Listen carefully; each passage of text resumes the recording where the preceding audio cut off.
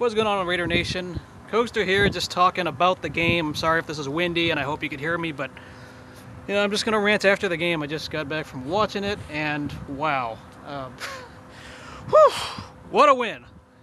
It's one of those games that's gonna really piss you off one way or another because there's so many things that happened and so many angry things. They're off a bye week, but they're 8-2. Holy crap, what a game! And I'm very thrilled to see that they pulled it out and found a way. First of all, of course, the negatives. DJ Hayden, y'all know he got burned most of the game. DeAndre Hopkins kicked his ass. I still am very flawed at this defense. I'm still very skeptical of what I've seen. Secondary, I mean, I've seen Emerson give up some plays. Mostly it was DJ Hayden, though. And also, they couldn't stop the tight end. I think it was Fedowitz, the tight end for the Texans. They just cannot stop tight ends. That's a big problem in the defense. Big problem. So that's a big negative to this game. The other one I'm going to say is the running game. They did not run the ball very well. I think Brock Osweiler might have had more rushing yards. I haven't checked the box score at the time as I'm filming this, but they could not run the ball until the very, very last offensive drive of the game. Thank goodness they got the first down they needed to, but that wasn't pretty. They had issues running all day, and Houston does have a defensive line. That is one thing I knew coming into the game. Houston was 6-3 entering this game because of their defense, so I knew that it wasn't going to be a cakewalk and it wasn't going to be easy. Also, there was just some hangovers in the first half. You could tell when Crabtree was dropping some balls. There was a drop by Seth Roberts. There was that one. There were a couple dumb throws that just, I'm not saying it's on Derek Carr, but there were just some weird play calls as well. I really hated that they were just running the ball from the shotgun. I don't know if they had a run play under center in the first half, I swear. I hate those runs from the shotgun that look cute from the side and then they go up the middle. Like, where's the I formation? And thankfully they ran the I formation at the very end of the game, thank goodness. Because I like having a lead blocker. That was awful. So the run game was terrible. No sugarcoating that. But for the many positives, it's all about the poise. They really made enough plays to win this game, I think. This is a controversial win. You all know exactly what I'm talking about. That play, that DeAndre Hopkins touchdown, that should have been a touchdown. It was only, I think, they said he stepped out of bounds and it wasn't reviewable. So this is a controversial win. Texans should have had 24 points. You can make an argument for. And then, of course, there was that spot on the fourth down and even the third down. Those were controversial spots on the field that the refs didn't give the Texans a good spot.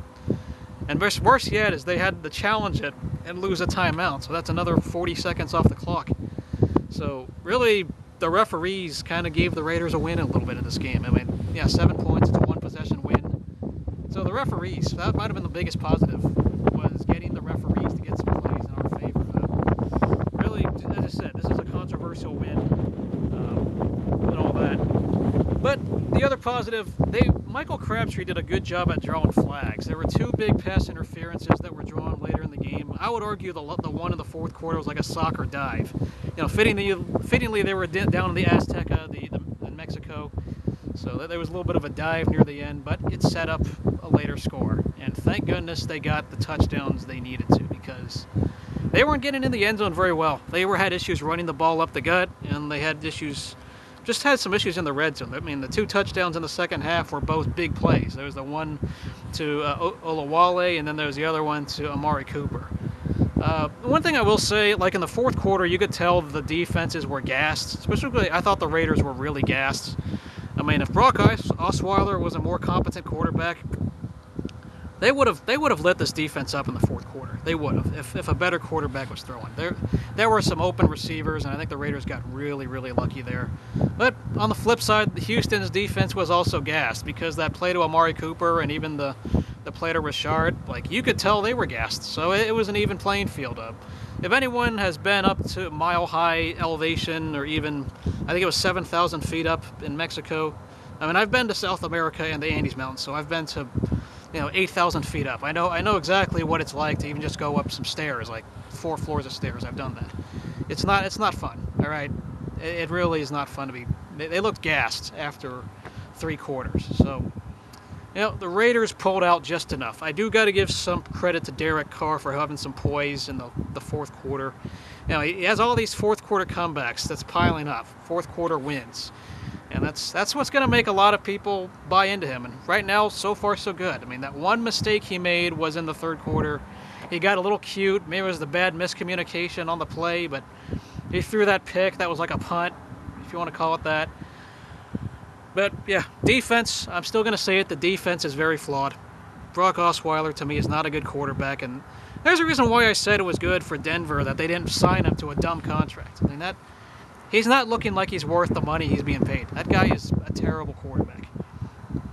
So, the Raiders are 8-2, and they gained a game on Kansas City. What do you know? I'll take it.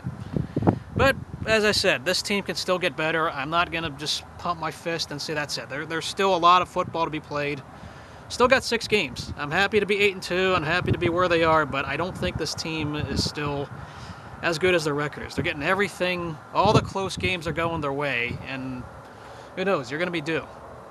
I mean, the controversial calls went the Raiders' way, from the Hopkins sideline play, and then there was the 2 spots when there was the turnover on downs. I mean, that was some weird stuff. They barely won with games of inches. I mean, there was a couple also plays where there was 3rd and 1, or they were like inches short, and Houston chose to go to punt, or they chose to kick a field goal. So, we should be thankful. They got a little conservative, and then they tried to go for it at the wrong time, and it backfired. So it is what it is. I mean, Houston outplayed the Raiders for 3 quarters on both sides if you look at yards and all that. But the 4th quarter, they pulled it out. It's really amazing to see them get these close games their way, but I'm still going to just hold back and say, I'll take this win, I'll smile for now, and then we got to go to the next week and see what happens there.